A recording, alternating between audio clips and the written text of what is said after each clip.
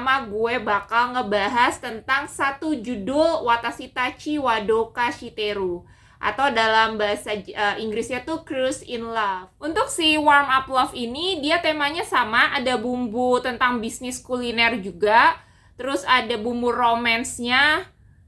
Nah, cuman ini lebih apa ya, bisa dibilang sih 50-50 lah gitu. Jadi romance-nya juga agak banyak sih ceritanya, cuman bukan yang romance menye-menye juga sih gitu. Hai guys, balik lagi nih di rekomendasi dorama Jepang. Kali ini gue bakal ngebahas ada 3 dorama Jepang dengan tema bisnis kuliner gitu.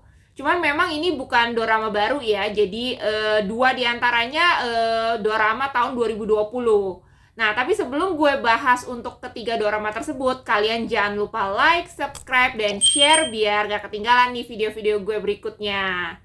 Oke, langsung aja. Yang pertama gue bakal ngebahas tentang satu judul Watashi tachi wa Douka Shiteru, atau dalam bahasa Inggrisnya tuh Cruise in Love. Nah, tapi sebelumnya gue bakal puterin dulu untuk trailernya. 俺と結婚しない。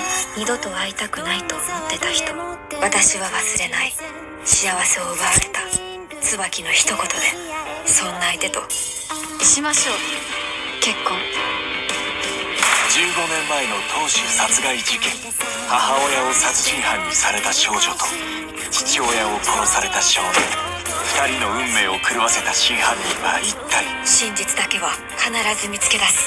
正体を隠し乗り込んだ先は創業400年の老舗和菓子屋光月庵。そこは四季折々の和菓子に彩られる美しい世界ではなかった。薬味神へ、ここから追い出してやる。その娘とここを去れ。愛憎渦巻く人間模様。誰が敵で誰が味方か。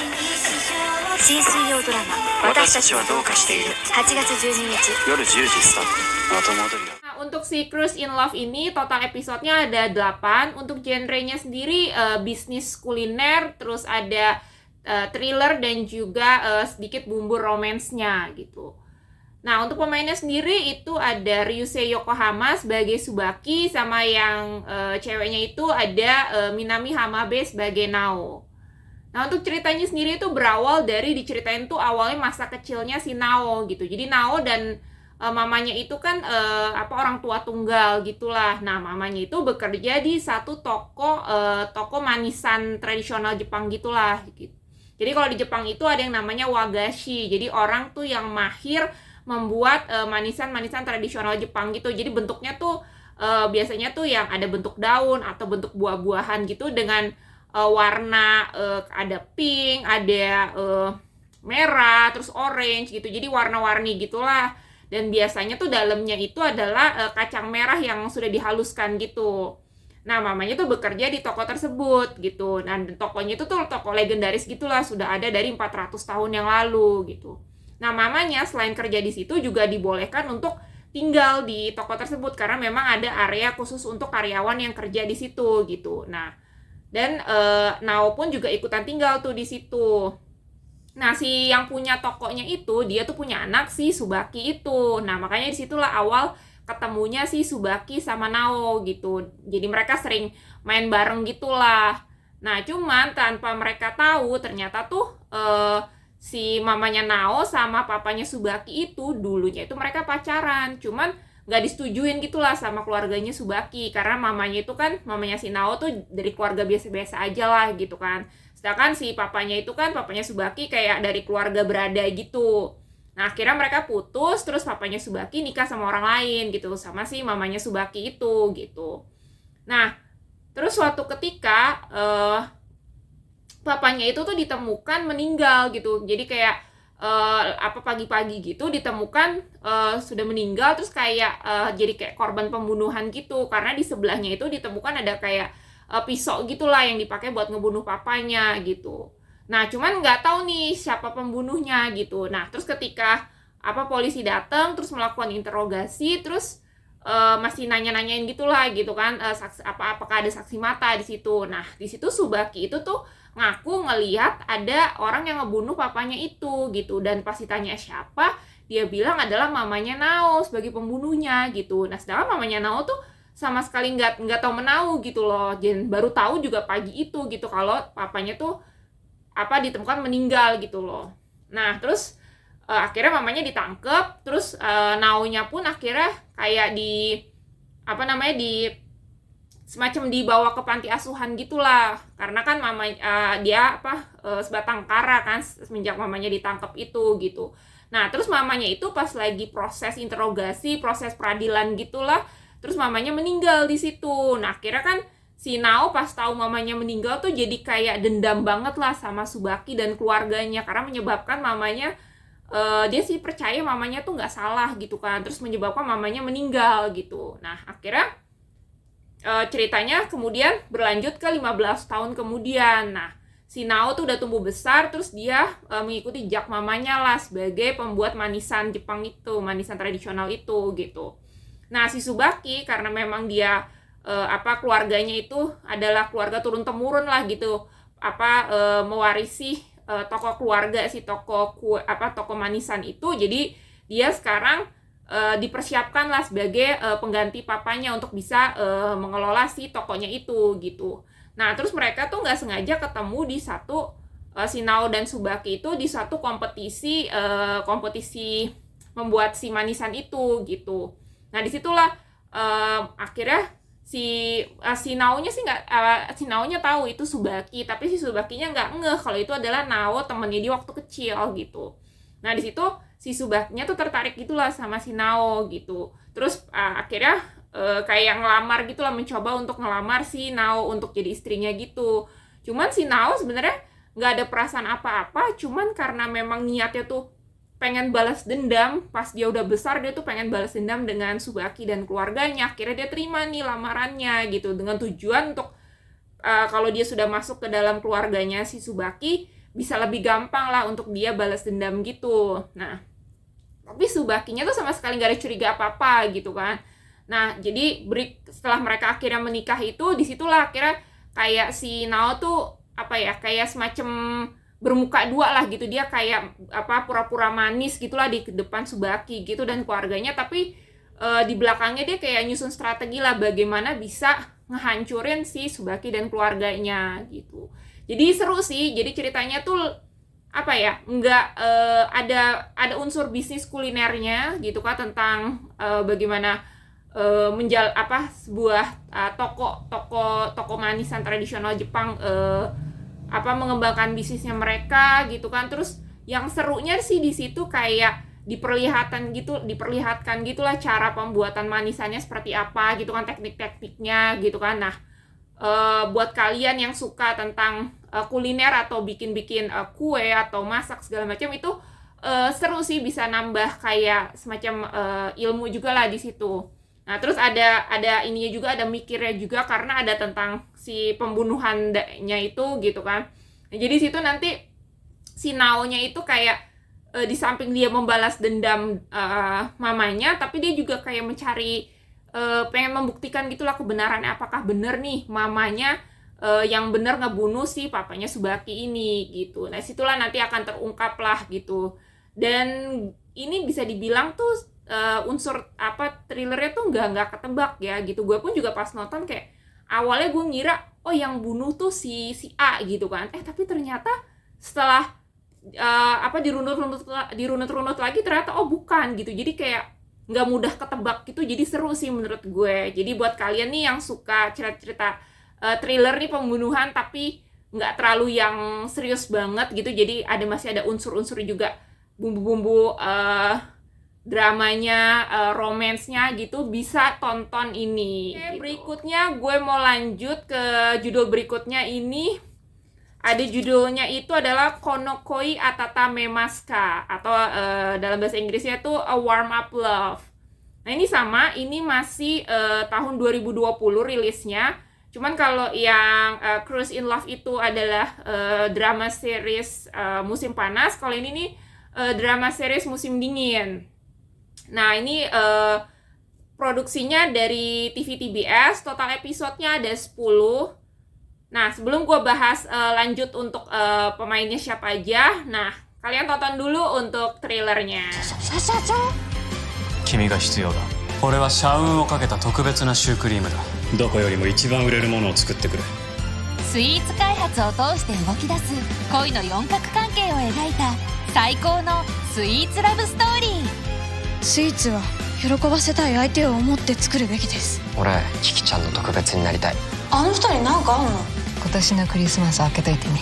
キキちゃんは絶対に渡さない。選ぶのは彼女だ。キキは誰とクリスマスを過ごしたいの？ Untuk si Warm Up Love ini, dia temanya sama, ada bumbu tentang bisnis kuliner juga, terus ada bumbu romansnya. Nah, cuman ini lebih, apa ya, bisa dibilang sih 50-50 lah gitu. Jadi romansnya juga agak banyak sih ceritanya, cuman bukan yang romance menye-menye juga sih gitu. Nah, untuk pemainnya ini ada Nana Mori sebagai Kiki Inoue, sama ada Tomoya Nakamura sebagai Takumi Asoba.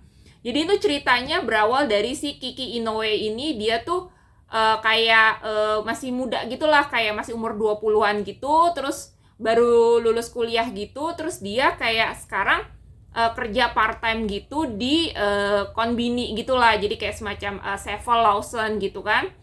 Nah, tapi dia tuh di samping dia kerja part time itu, dia tuh suka kayak nyoba-nyobain kayak dessertnya produksi dari konbini gitu. Jadi kalau di Jepang itu ya, jadi tuh di tiap konbini kayak semacam Sevel, Lawson, Family Mart gitu tuh, mereka punya section dessert dan yang bisa dibilang tuh cukup enak lah gitu. Jadi variannya pun juga jenis-jenis cake-nya itu tuh mirip kayak KW-nya yang cake mahal gitulah gitu. Jadi kalau misalnya di sini misalnya kayak di semacam di Harvest gitu, tapi ini versi murahnya gitu, tapi kualitasnya juga cukup enak gitu. Jadi biasanya tuh banyak traveler kalau misalnya mereka ke Jepang gitu suka kayak hunting gitulah, nyobain si dessert-dessertnya ini karena cukup terkenal gitu. Nah, si Kiki Inoue ini dia tuh sering nyobain gitulah. Jadi kayak suka hunting gitu ke setiap konbini terus nyobain nih kalau ada varian cake baru gitu, dia cobain, terus dia suka review. Jadi kayak bikin live gitu di media sosialnya dia, terus ngebahas nge-review tentang si dessertnya ini gitu. Kadang nggak hanya kue sih, kadang juga dia kayak snack manis gitu. Dia juga suka review juga gitu. Dan bedanya dia tuh reviewnya tuh bener-bener kayak review jujur gitu loh. Kalau misalnya emang nggak enak, dia akan bilang gitu, nggak enak, kemanisan, atau kayak kurang lembut atau kayak gitu. Nah, sampai suatu ketika dia cobain kayak varian barunya gitulah, cake di konbini tempat dia kerja gitu kan. Nah, terus dia live nih gitu kan.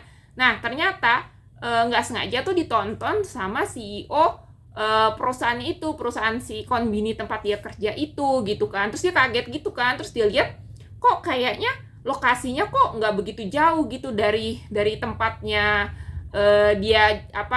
tempatnya dia lagi duduk gitu nih si CEO ini. Kebetulan CEO ini lagi kayak di taman, semacam kayak taman gitu lah, public area, lagi duduk santai gitu, lagi kayak makan siang gitu. Nah, nggak sengaja tuh di kejauhan si Kikinya itu pun juga lagi duduk di situ, lagi nge-review gitu.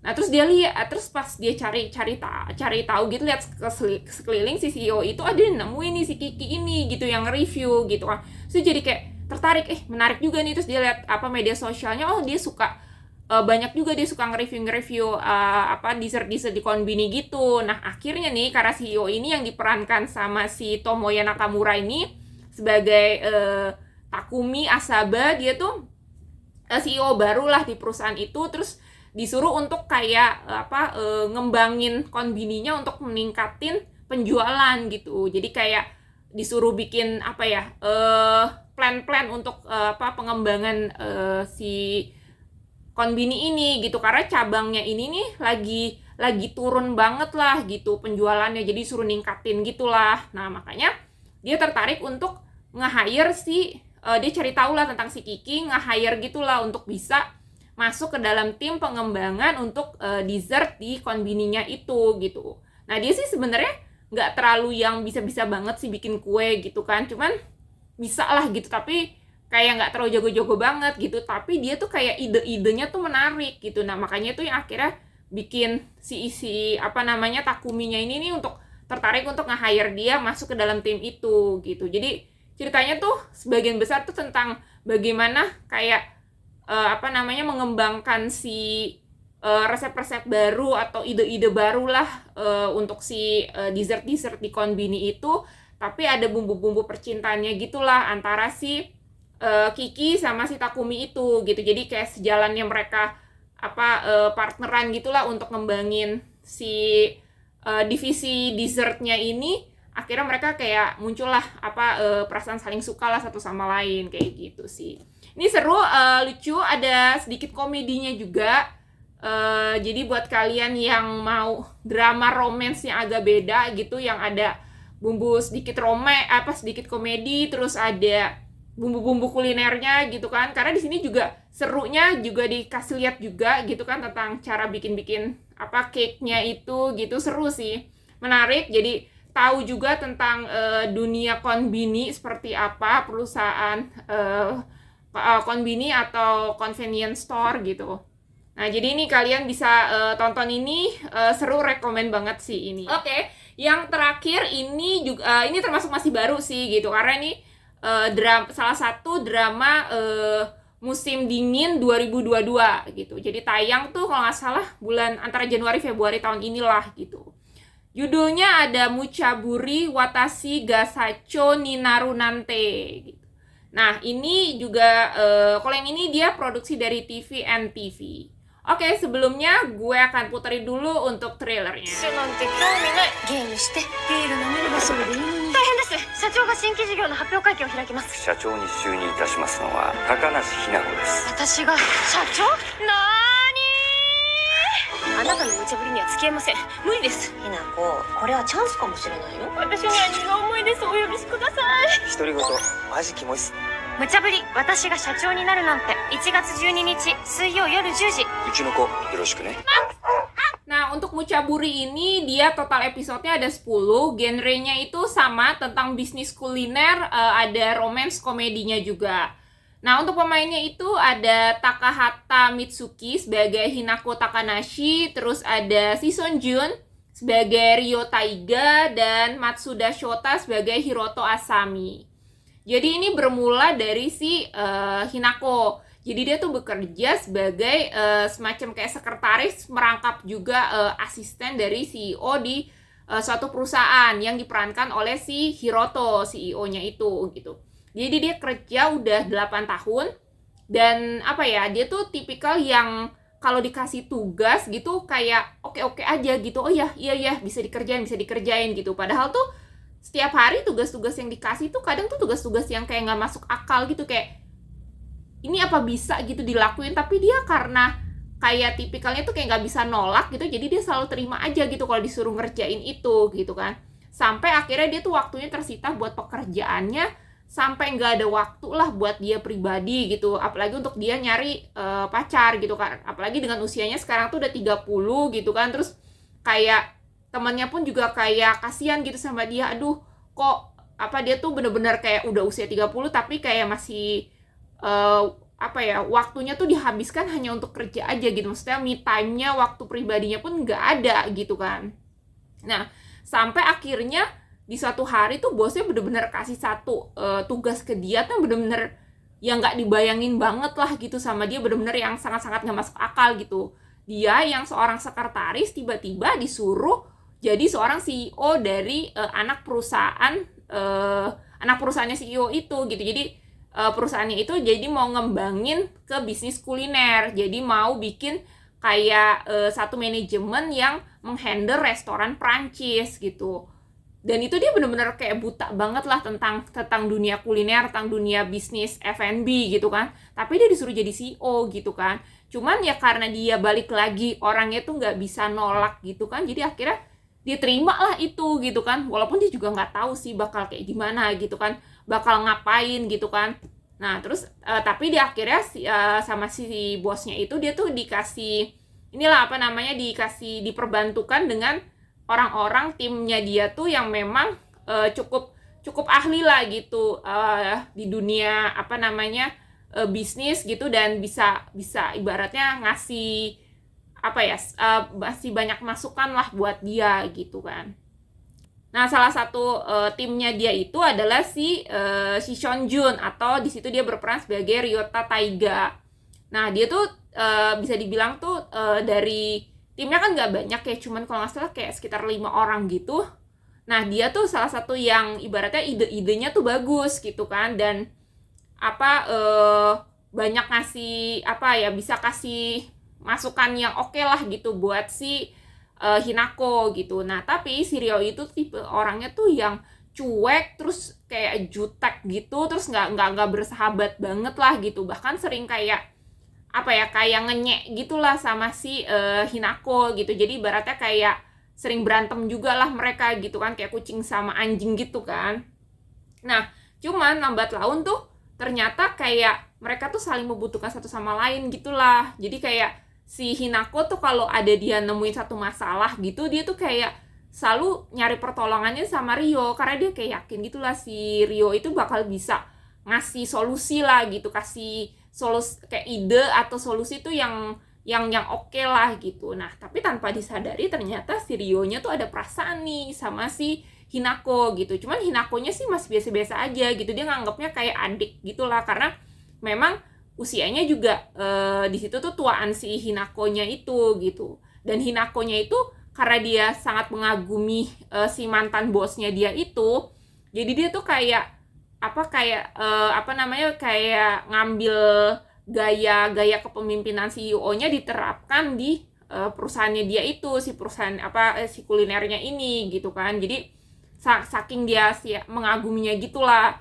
Nah, cuman tanpa dia sadari, ternyata dia nggak hanya sekedar mengagumi aja nih gitu, tapi ternyata dia ada perasaan juga nih si Hinako sama si Hirotonya ini gitu, sebagai si mantan bosnya dia gitulah gitu. Jadi ceritanya tuh untuk ceritanya tuh jadi selain berbicara tentang bagaimana ngembangin tentang si bisnis restoran ini, tapi juga ada bumbu-bumbu cerita cinta segitiganya gitu. Terus ada bumbu komedinya juga, karena di sini sih serunya tuh aktingnya si Hinako ini ya, dia tuh mukanya kan soalnya kayak polos-polos konyol gitu kan. Jadi itu cocok banget sih dia meranin cewek-cewek yang ibaratnya agak-agak agak-agak on gitu kan, tapi ada pinternya juga gitu. Jadi dapat banget sih di sini kocaknya gitu. Terus si Seonnya juga dia untuk gayanya yang judes-judes gitu juga dapat gitu, karena dia beberapa doramanya dia juga suka main dengan peran yang agak-agak kayak jutek-jutek gitu sih. Jadi emang, dan dari mukanya pun juga memang dapet sih gitu kan. Jadi cocok banget sih, chemistry-nya juga oke mereka berdua gitu. Karena setahu gue kayaknya mereka baru pertama kali sih main bareng gitu, tapi dapet banget. Komedinya juga asli kocak banget. Jadi buat kalian nih yang seneng drama-drama komedi, harus banget sih nonton ini gitu. Dan menurut gue sih kayak untuk kayak tentang bisnisnya sih nggak terlalu banyak sih, lebih ke komedinya sih lebih banyak di sini menurut gue. Ini wajib banget sih ditonton, karena ini juga baru banget kan tayang, baru beberapa bulan yang lalu, jadi masih fresh banget. Oke banget, bisa kalian tonton. Untuk ratingnya, untuk si Cruise in Love gue bisa kasih 9/10. Kalau untuk A Warm Up Love gue bisa kasih 8. Nah, yang terakhir si Muchaburi gue bisa kasih 9/10. Oke, itulah ketiga dorama Jepang dengan tema bisnis kuliner yang bisa kalian tonton, bisa jadi rekomendasi buat tontonan kalian berikutnya. Oke, buat semua yang udah nonton rekomendasi dorama Jepang gue kali ini, review gue kali ini, thank you, terima kasih banyak. Kalau ada saran kalian nih dorama lain yang bisa gue review juga, boleh komen di bawah. Atau kalian yang udah nonton nih dorama-dorama ini nih yang gue rekomen, bisa juga sharing-sharing di komen di bawah ya. Dan sampai ketemu di video review gue berikutnya. Bye-bye!